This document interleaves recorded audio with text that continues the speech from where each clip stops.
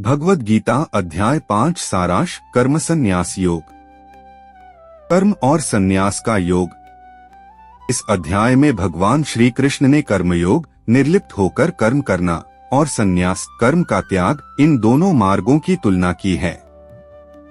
वे बताते हैं कि दोनों ही मोक्ष की ओर ले जाते हैं, लेकिन कर्मयोग अधिक श्रेष्ठ और व्यावहारिक है। कर्मयोग और संन्यास में अंतर नहीं।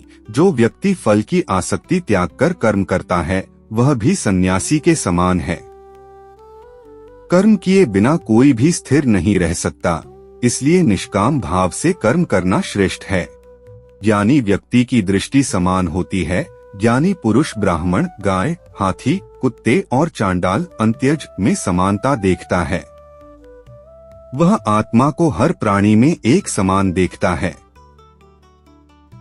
शांत जीवन और आत्मसंयम। जो व्यक्ति काम, क्रोध, मोह पर विजय पा लेता है, वह आंतरिक शांति प्राप्त करता है और परमात्मा से एकाकार हो जाता है। सच्चा योगी कौन है? जो कर्म करता है परंतु फल की इच्छा नहीं रखता, और जो हर स्थिति में संतुलित रहता है, वही सच्चा योगी और सन्यासी है। परम शांति की प्राप्ति। जो व्यक्ति अपने समस्त कर्मों को भगवान को समर्पित कर देता है और अहंकार तथा आसक्ति को त्याग देता है, उसे परम शांति प्राप्त होती है।